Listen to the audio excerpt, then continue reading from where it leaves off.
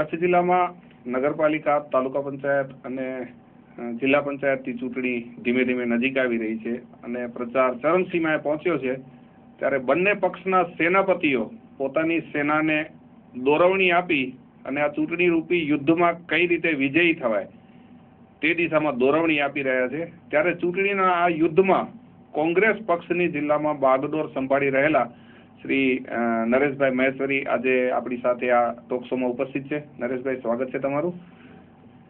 નરેશભાઈ, પહેલી તો સવાલ એ છે કે કચ્છ જિલ્લામાં 1990 પછી 25 વર્ષ પછી એવું દેખાય છે કે કોંગ્રેસ ચૂંટણી લડી રહી છે. એક પણ સીટ જે ધારી હતી એ પ્રમાણે એક સીટ ટેકનિકલ કારણસર જે મળી છે એ બરોબર છે, એ સિવાય એક પણ સીટ બિનહરીફ નથી થઈ. આ એક કોંગ્રેસની મોટી સફળતા છે. કઈ રીતે આ આખું તમે ગોઠવ્યું અને કોને એના માટે તમે શ્રેય આપશો?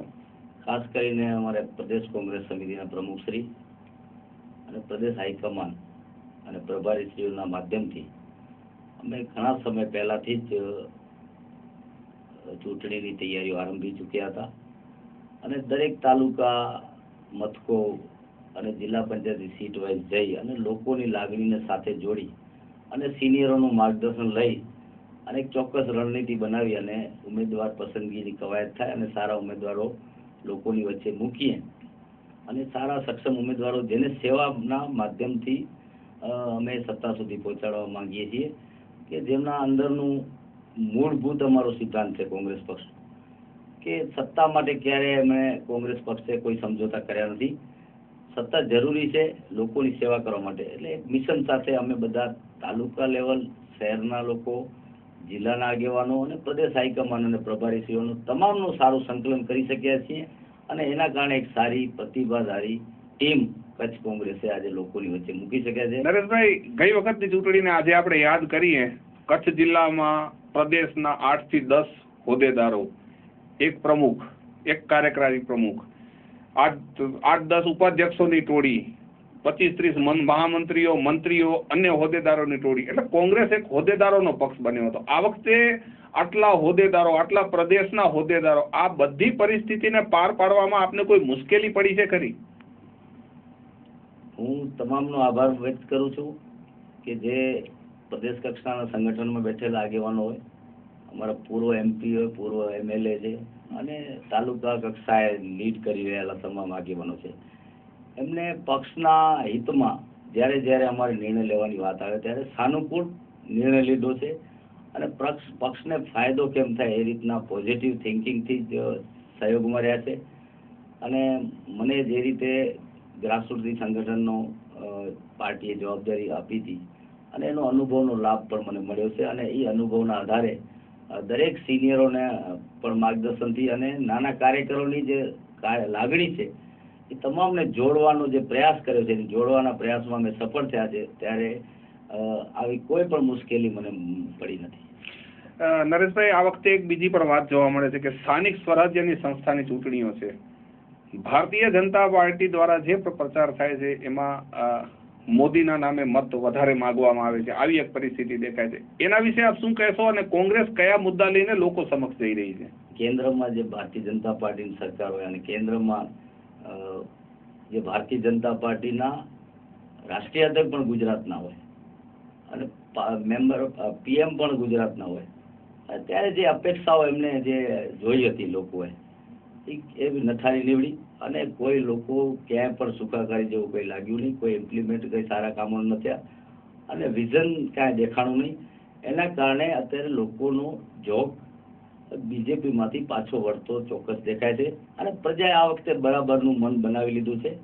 કારણ કે પ્રજા હવે સમજે છે કે વાતોથી ઘણા ગુમરાહ થયા પણ હવે લોકો જાગૃત થઈ ગયા છે. એમાં ખાસ કરીને કચ્છની પ્રજાએ તો જાગૃતતા હંમેશા બતાવી છે. આવા સમયો ઉપર બહાર આવી અને ખરેખર લોકોની સુખાકારી માટે કયા વ્યક્તિને અથવા કયા પાર્ટીને આપણે સત્તામાં બેસાડીએ.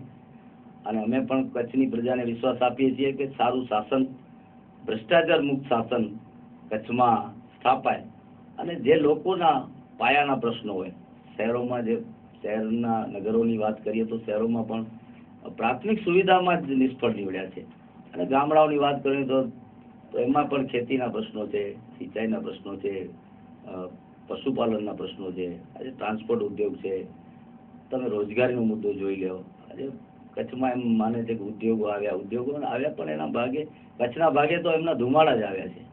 નરેશભાઈ, જિલ્લા આખાનો પ્રવાસ આપ કરો છો, આપને શું લાગે છે પાટીદાર ફેક્ટરની કચ્છમાં કઈ અસર રહેશે ખરી? પાટીદારના જે આંદોલન ચાલ્યું છે એના હિસાબે કચ્છમાં કોઈ ફેક્ટર ઊભું થયું એવું થોડું દેખાય છે ખરું? કોઈ એક ચોક્કસ સમાજને હું નથી કહી શકતો, પણ દરેક સમાજનું જે સુખાકારીનું કામ થવું જોઈએ અને રાજ્ય સરકારની કે જિલ્લાની જવાબદારી હોય છે કે દરેક વર્ગ, દરેક વિસ્તાર, દરેક જ્ઞાતિને સાથે રાખીને ચાલવું પડે અને એના સુખાકારી માટેની જે જવાબદારી છે એને સારી રીતે નિભાવવી પડે. એટલે કચ્છમાં હું એક ચોક્કસ કહીશ કે દરેક સમાજ, દરેક વર્ગ આજે નારાજ છે, દરેક વર્ગ આજે શાસનથી વિમુખ થઈ ગયો છે, એટલા માટે કે એમને માત્ર વાતો જ મળી છે. નરેશભાઈ, કોંગ્રેસની ફરીથી વાત કરીએ તો કોંગ્રેસમાં દર વખતે એક કહેવત જેવું થઈ ગયું છે કે કોંગ્રેસ જ કોંગ્રેસને હરાવે છે. આ વખતે પણ કોંગ્રેસના ઉમેદવારો ઉભા છે, કોંગ્રેસ સંગઠિત દેખાય છે. તેમ છતાં અમુક વિસ્તારમાં ખાસ કરીને તાલુકા પંચાયતની બેઠકો ઉપર અમુક તાલુકામાં એવી ફરિયાદો છે કે કોંગ્રેસના ઉમેદવારોના નજીકના ટેકેદારો જે મનાતા હોય અથવા જે વર્ષોથી કોંગ્રેસના કાર્યકર રહ્યા હોય તેવા લોકો પાર્ટી વિરુદ્ધ ભારતીય જનતા પાર્ટીને અથવા અન્ય ઉમેદવારોને મદદ કરી રહ્યા છે. આવી વાતો જાહેરમાં પણ ચર્ચાઈ રહી છે. તો આ પ્રકારની કદાચ કોઈ વાત આવી તો કોંગ્રેસ એને પહોંચી વળવા કઈ રીતે તૈયાર છે? કારણ કે દર વખતે વાતો થાય છે કે કોંગ્રેસ પગલાં લેશે, પણ હજી સુધી કોંગ્રેસ પગલાં લેવામાં ક્યારેય સફળ થઈ નથી. તો આવી પરિસ્થિતિનો સામનો કરવાની કોંગ્રેસની કોઈ તૈયારી ખરી?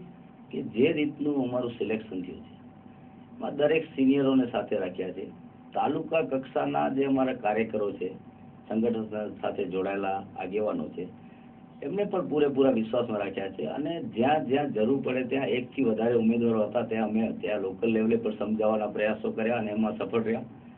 એટલે ઉમેદવારની સામે કોંગ્રેસ પક્ષના સંગઠનનો ક્યાંય રોષ કે વિરોધ કે રજૂઆત અત્યારે અમારી પાસે આવી નથી ને વાસ્તવિકતા પણ એવી છે કે ક્યાંય પણ એવો વિરોધ છે નહીં. એટલે કોઈ ફરિયાદ આવે અને એક્શન લેવા એ પ્રશ્ન જ ઉભો થતો નથી.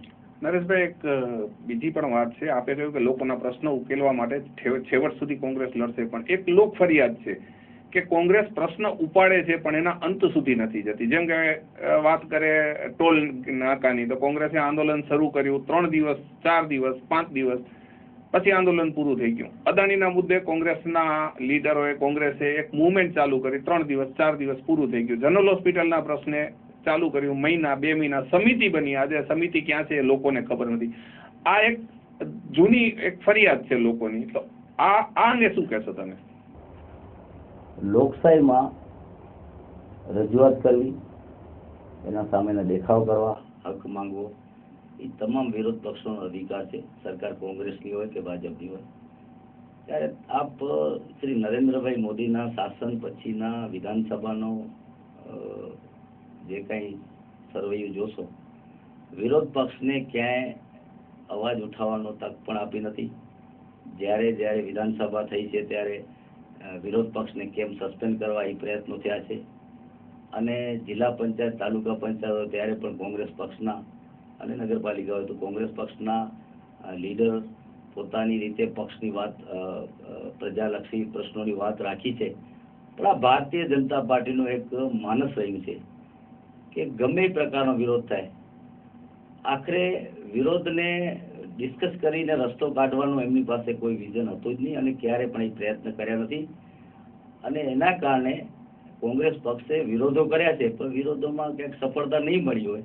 નરેશભાઈ, હવે છેલ્લી વાત, નગરપાલિકા, તાલુકા પંચાયત, જિલ્લા પંચાયત, 3ની ચૂંટણી એક સાથે, ઈમાનદારીથી જે આપને લાગતું હોય ક્યાં આપને વિજયની આશા છે? કઈ જગ્યાએ કોંગ્રેસ વિજયી થશે અને કેવો વિજય હશે? અત્યારનો જે રીતનો અમે માહોલ જોઈએ છે, ખાસ કરીને 4 નગરપાલિકાની ચૂંટણી છે, એમાં મોટા 4 શહેરો જોડાયેલા છે, 168 જેટલી નગરપાલિકાના કાઉન્સિલરનું સંખ્યાબળ, એ તમામ જે રીતે પરફોર્મન્સ કરી રહ્યા છે અને એવી જ રીતે તાલુકા પંચાયતની સીટો અને જિલ્લા પંચાયતની 40 સીટો, આ તમામ સીટો ઉપર કોંગ્રેસ પક્ષના પ્રતિનિધિઓ મજબૂત રીતે લડી રહ્યા છે. ત્યારે હું એક ચોક્કસ કહીશ કે કોંગ્રેસ પક્ષની તરફેણમાં પરિણામ આવશે. તો આ હતા શ્રી નરેશભાઈ મહેશ્વરી, જેમને વિશ્વાસ છે કે કચ્છ જિલ્લાની તમામ નગરપાલિકાઓ તાલુકા પંચાયતો અને જિલ્લા પંચાયતો તમામ પર કોંગ્રેસની વિજય પતાકા લહેરાશે. આભાર નરેશભાઈ.